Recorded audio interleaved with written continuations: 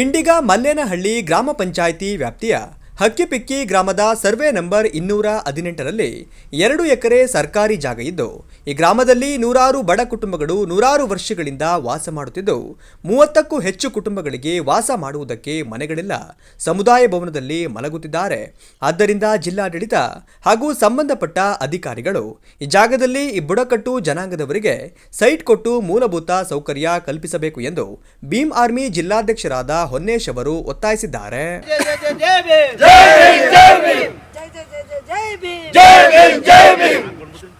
ಮಲ್ಲೇನಹಳ್ಳಿ ಬಿಂಡಿಗ ಗ್ರಾಮಕ್ಕೆ ಇವತ್ತು ಭೀಮ್ ಆರ್ಮಿ ಕಾರ್ಯಕರ್ತರು ಭೇಟಿ ಮಾಡಲಿಕ್ಕೆ ಅಂತೇಳಿ ಹಕ್ಕಿಪಿಕ್ಕಿ ಒಂದು ಬಡಾವಣೆಗೆ ಭೇಟಿ ಮಾಡಲಿಕ್ಕೆ ಅಂತೇಳಿ ಬಂದಿದ್ದೀವಿ. ಹಾಗಾಗಿ ನಾವು ಇವತ್ತು ಖುದ್ದಾಗಿ ಭೇಟಿ ಮಾಡಿ ಬುಡಕಟ್ಟು ಜನಾಂಗದವ್ರನ್ನ ಮಾತಾಡ್ಸ್ಕೊಂಡು ಹೋಗೋಣ ಅಂತೇಳಿ ಈ ಗ್ರಾಮಕ್ಕೆ ಬಂದಿದ್ದೀವಿ. ಇವತ್ತು ಇಲ್ಲಿ ಈ ಜಾಗ ನೋಡಿದ್ರೆ ನೋಡಿ, ಇವ್ರು ಯಾರೂ ನಮಗೆ 10 ಎಕರೆ ಭೂಮಿ ಕೊಡಿ 20 ಎಕರೆ ಭೂಮಿ ಕೊಡಿ ಅಂತ ಕೇಳ್ತಕ್ಕಂಥವ್ರಲ್ಲ. ನಿವೇಶನಕ್ಕೆ ತಾವು ಗಮನಿಸ್ಬೋದು, ಇಲ್ಲಿ ಒಂದು 20-30 ಎಲ್ಲ ಅವರು ಸೈಟ್ಗಳಿಗೆ ಗುಡಿಸಲುಗಳನ್ನು ಹಾಕೊಂಡಿದ್ದಾರೆ. ಅವ್ರು ಕೇಳ್ತಿರ್ತಕ್ಕಂಥದ್ದು ನೋಡಿ, ಈ ಪ್ರಕೃತಿ ಇದೆಯಲ್ಲ, ಯಾರಪ್ಪನ ಮನೆ ಸೊತ್ತಲ್ಲ ಆಯಿತಾ. ಭೂಮಿನ ಒತ್ತುವರಿ ಮಾಡಿರ್ತಕ್ಕಂಥವ್ರು 100 ಎಕರೆ 500 ಎಕರೆ ಒತ್ತುವರಿ ಮಾಡಿರ್ತಕ್ಕಂಥ ಇತಿಹಾಸ ಚಿಕ್ಕಮಗಳೂರಲ್ಲಿದೆ.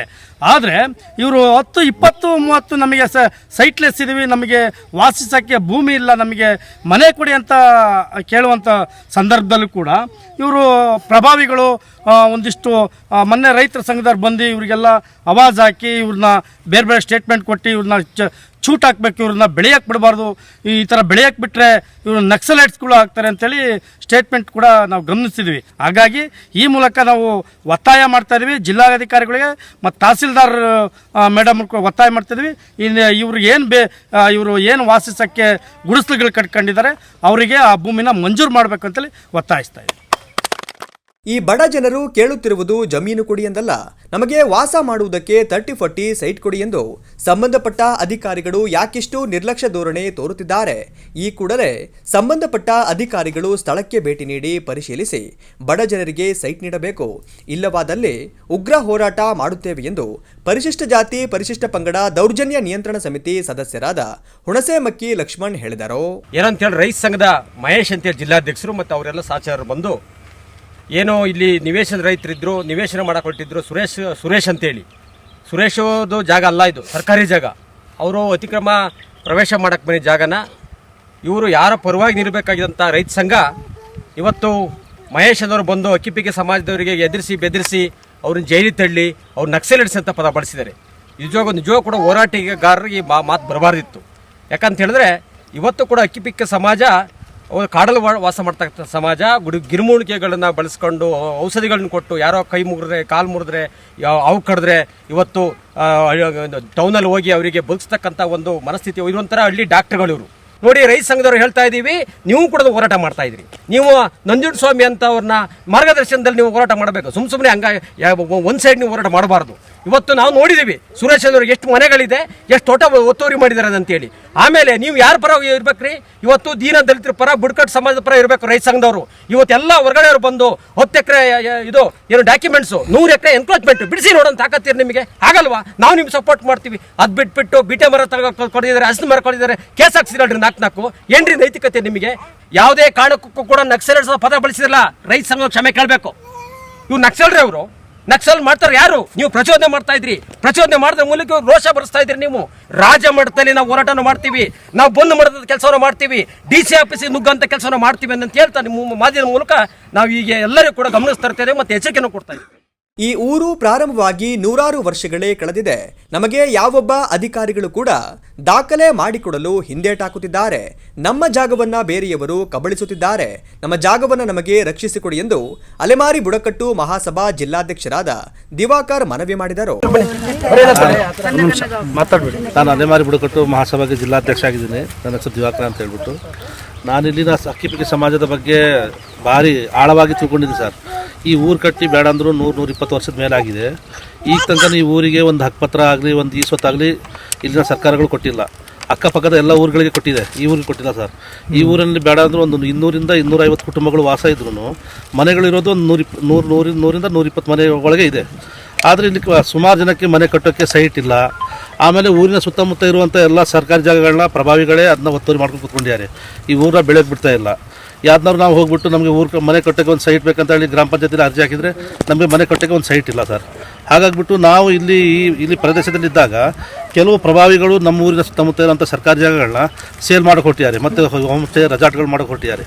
ಈ ವಿಚಾರಗಳು ನಮ್ಮ ಕಿವಿಗೆ ಬಿದ್ದಾಗ ಈ ಜಾಗದಲ್ಲಿ ಬಂದು ನಾವು ತನಿಖೆ ಮಾಡಿದಾಗ ಈ ಜಾಗ ಬಂದ್ಬಿಟ್ಟು ಸರ್ಕಾರಿ ಜಾಗ 218 ಸರ್ಕಾರಿ ಜಾಗ ಅಂತ ನಮ್ಗೆ ಗೊತ್ತಾಯಿತು. ಆದರೂ ನಾವು ಸರ್ಕಾರಕ್ಕೆ ಇದರ ಮನವಿ ಕೊಟ್ಟು ಸರ್ಕಾರಕ್ಕೆ ಮಾತಿಗೂ ಕಿವಿಗೆ ಕೊಡ್ತಾ ಇದ್ದಿಲ್ಲ. ಅವ್ರು ಬಲಿಷ್ಠ ಅಂದರೆ ಈ ಜಾಗ ನೀವು ಬಂದರೆ ನಿಮ್ಮ ಕೈಗೆ ಮುರಿತೀವಿ, ಕಾಲು ಮುರಿತೀವಿ, ಕೋಯಲ್ಲಿ ಹೊಡಿತೀವಿ. ಯಾರು ಅಂದರೆ ಇಲ್ಲಿ ಸುರೇಶ್ ಗೌಡ ಅನ್ನೋನು ಅಂದರೆ ಈ ಜಾಗದಲ್ಲಿ ನೀವು ಹಕ್ಕಿಪಿಕ್ಕಿಗಳು ಬಂದರೆ ನಿಮ್ಮ ಕಾಲು ಕೈ ಕಡಿತೀವಿ, ನಿಮಗೆ ಶೂಟ್ ಮಾಡ್ತೀವಿ ಅಂತ ಹೇಳಿ ಹೆದರ್ಸ್ತಾ ಇದ್ರು. ನೋಡೋಣ ಇವರಲ್ಲಿ ನಮ್ಮ ಏನು ಈ ಪ್ರಜಾಪ್ರಭುತ್ವದಲ್ಲಿ ನಮಗೆ ಇರೋದು ಸಂವಿಧಾನ ಅಡಿಯಲ್ಲಿ ಎಲ್ಲರೂ ಜೀವಿಸ್ತಾ ಇದ್ದೀವಿ. ಅವ್ರು ಏನು ಮುರಿತಾರೆ ಏನು ನೋಡ್ತಾರೆ ನೋಡೋ ಅಂತ ಅಂದ್ಬಿಟ್ಟು ನಾವು ಊರವರೆಲ್ಲ ಸೇರಿ ಗುಂಪಾಗಿ ಬಂದು ಸರ್ ಈ ಸರ್ಕಾರಿ ಜಾಗನ ನಮ್ಮ ಸ್ವಂತ ಬಲದ ಮೇಲೆ ಬಿಡಿಸಿದ್ದೀವಿ. ಯಾವ ಸರ್ಕಾರ ಬಂದು ನಮಗೆ ಸಪೋರ್ಟ್ ಮಾಡಿಲ್ಲ ಸರ್. ನನ್ನ ಮೇಲೆ 3-4 ಕೇಸ್ ಮಾಡಿದ್ದಾರೆ ಅವರು. ಊರು ಜನ ನಾವೆಲ್ಲ ಒಟ್ಟಾಗಿ ಈ ಸರ್ಕಾರಿ ಜಾಗನ ಬಿಡಿಸಿದ್ದೀವಿ ಸರ್. ಈ ಸರ್ಕಾರಿ ಜಾಗಕ್ಕೆ ಬಡ ಜನಗಳಿಗೆ ಇಲ್ಲಿನ ಏನು ವಸತಿ ಇಲ್ಲ, ಏನು ಮನೆ ಇಲ್ಲ ಅಂಥವ್ರಿಗೆ ಈ ಜಾಗನ ಮಂಜೂರು ಮಾಡ್ಕೊಡ್ಬೇಕಂತ ತಮ್ಮಲ್ಲಿ ಸಹ ಮನವಿ ಮಾಡ್ತೀನಿ. ಜೈ ಭೀಮ್ ಸರ್. ನಮಗೆ ವಾಸಿಸಲು ಮನೆಯಿಲ್ಲ. ಹಲವು ಬಾರಿ ಸಂಬಂಧಪಟ್ಟ ಅಧಿಕಾರಿಗಳಿಗೆ, ಜನಪ್ರತಿನಿಧಿಗಳಿಗೆ ಮನವಿ ಸಲ್ಲಿಸಿದರೂ ಸಹ ಯಾವುದೇ ಪ್ರಯೋಜನವಾಗಿಲ್ಲ. ಮಳೆಗಾಲದಲ್ಲಿ ನಾವು ಹೇಗೆ ವಾಸ ಮಾಡುವುದು? ನಮ್ಮ ಕಷ್ಟಕ್ಕೆ ಯಾವೊಬ್ಬ ಅಧಿಕಾರಿಗಳು ಕೂಡ ಸ್ಪಂದಿಸುತ್ತಿಲ್ಲ ಎಂದು ಗ್ರಾಮಸ್ಥರು ಆಕ್ರೋಶ ಹೊರಹಾಕಿದ್ದಾರೆ. ಆದಿವಾಸಿ ಬುಟ್ಕರ್ ಜನಾಂಗ ಸ್ವಾಮಿ, ನಾವು ಸುಮ್ಮನೆ ಆದಿವಾಸಿಗಳ ಸ್ವಾಮಿ, ನಮ್ಮ ಡಾಕ್ಟರ್ ಅಂಬೇಡ್ಕರ್ ನಮ್ಮ ಜೈ ಭೀಮ್ಗೆ ಗೆಲ್ಸಿದವರು ಸ್ವಾಮಿ. ನಾವು ಇವತ್ತಿನ ದಿವಸ ನಮಗೆ ಸ್ವಾಮಿ ನಕ್ಸಲೇಟ್ ಅಂತಾರೆ, ನಮ್ಮನ್ನು ಟೈರೆಕ್ಟ್ ಅಂತಾರೆ, ನಮ್ಮನ್ನ ಆತಂಕವಾದಿ ಅಂತಾರೆ, ನಮ್ಮನ್ನು ಚಿವುಟ್ಬೇಕಂತಾರೆ, ನಮಗೆ ಸಾಯಿಸ್ಬೇಕಂತಾರೆ ಸ್ವಾಮಿ. ಇವ್ರು ಯಾವ ಸಾಮ್ರಾಜ್ಯ ಅಂತ ಬಂದವರು, ಇವ್ರಿಗೆ ಅರೆತರ್ಸಕರಿಗೆ ಮುಖಂಡಕ್ಕೆ ಗೊತ್ತಿಲ್ಲ ಸ್ವಾಮಿ. ನಾನು ಹೇಳೋದು ಬ್ರಿಟನ್ ಸಾಮ್ರಾಜ್ಯ ಅಂತ ಸಿಂಧೂ ನದಿಯಲ್ಲಿ ನೀವು ನಮ್ಮ ದೇಶಕ್ಕೆ ತೀರ್ ಬಂದವರು. ಬಟ್ ನಾವು ಈ ಭೂಮಿ ಮಾಲೀಕರು, ನಾವು SC ST ಸ್ವಾಮಿ ಭೂಮಿ ಮಾಲೀಕರು. ಈ ದೇಶನೇ ನಮ್ಮದು. ಈ ಜಲ, ನೀರು, ಆಕಾಶ, ಪ್ರಕೃತಿನೇ ನಮ್ಮದು. ನೀವೆಲ್ಲ ಹೊಲಸು ಬಂದವರು, ಹೊಲಸದಂಗೆ ಆಗಿರಿ, ನಮ್ಮ ಮೇಲೆ ಮೈ ಮೇಲೆ ಬಿಡಬೇಡಿ ಸ್ವಾಮಿ. ಏನು ಮಾಡೋದು ಸ್ವಾಮಿ? ಏನು ಇಲ್ದವ್ರು ಬಡವರು, ಇದ್ದವರು ಹೆಂಗೋ ಕಾಲ ಕಟ್ಕೊಳ್ತೀವಿ, ಇಲ್ದವರು ಕಾಡಲ್ಲೇ ಗೆಡ್ಡೆ ಗೆಲ್ಸ್ಕೊಂಡು ಈಗಲೂ ಎಲ್ಲ ಹೊರಗಡೆ ಬ್ಯಾಟೆ ಮಾಡಿಕೊಂಡು ಫುಲ್ಲಿ ಹೊರಗೆ ಫಾರೆಸ್ಟ್ ಮಾಡ್ಕೊಂಡು ಹೋದೆ. ಅಲ್ಲಿ ಹೈಕೋರ್ಟ್ಗೆ 1-2 ಸಬ್ಜೆಕ್ಟ್ ನಾವು ಹೋಗ್ತಾ ಇದ್ದೀವಿ ಸ್ವಾಮಿ. ಅಲ್ಲಿಂದ ಆ ಸರ್ಕಾರ ಆರ್ಡರ್ ಮಾಡ್ಕೊಡ್ಬೇಕು ಸ್ವಾಮಿ, ನಮ್ಮನ್ನು ಉಳಿಸ್ಬೇಕು ಸ್ವಾಮಿ. ಜೈ ಭೀಮ್, ಜೈ ಭೀಮ್. ನಮ್ಮಂತ ಬಡವ್ರಿಗೆ ಸರ್ ಬೇಕಿರೋದು ಜಮೀನು, ಮನೆ, ನಾವು ಇರೋಕೆ ಎಲ್ಲ ನಮ್ಗೆ ವ್ಯವಸ್ಥೆ ಬೇಕು ಸರ್. ನಮ್ಮೂರಲ್ಲಿ ಈಗ ನಾವು ಸ್ವಂತ ಭೂಮಿ ಅನ್ನೋದೇ ನಮ್ಗಿಲ್ಲ ಸರ್. ನಾವು ಜಮೀನ್ ಮಾಡಿದವರಲ್ಲ ಸರ್. ನಮ್ಗೆ ಸ್ವಂತ ನಾವು ನಮ್ಮ ಹೆಸರಲ್ಲಿ ನಮಗೂ ಜಮೀನು ಇರಬೇಕು.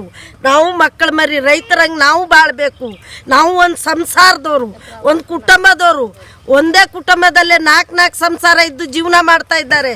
ಕಾಡು ಗೆಡ್ಡೆ ಗೆಣಸು ತಿಂದು ಫಸ್ಟಿಂದ 45 ವರ್ಷದಿಂದ ಇಲ್ಲೇ ಇದ್ದು ಬಿದ್ದು ಉಲ್ಡಾಡಿ ಏನೇನೋ ಮಾಡ್ಕೊಂಡು ಬಿದ್ದಿದ್ದೀವಿ ಸರ್. ಕೇಳಿದ್ರೆ ಯಾವುದು ನಾವು ನಿಮ್ಗೆ ಎಲ್ಲ ಯಾರು ಏನ್ ಮಾಡಕ್ಕೆ ಬೇಕು, ಮೇಲಿಂದ ದಬ್ಬಳಿಕೆ ಮಾಡಿ ನಮ್ಮನ್ನ ಜಿಂಟಾಕೋಕ್ ನೋಡ್ತಾರೆ ಸರ್. ಯಾವ ಇಲ್ಲಿ ಬರೋರೆಲ್ಲರೂ ಅದೇ ತರೀಕ ಮಾಡ್ತಾ ಇದ್ದಾರೆ ಸರ್.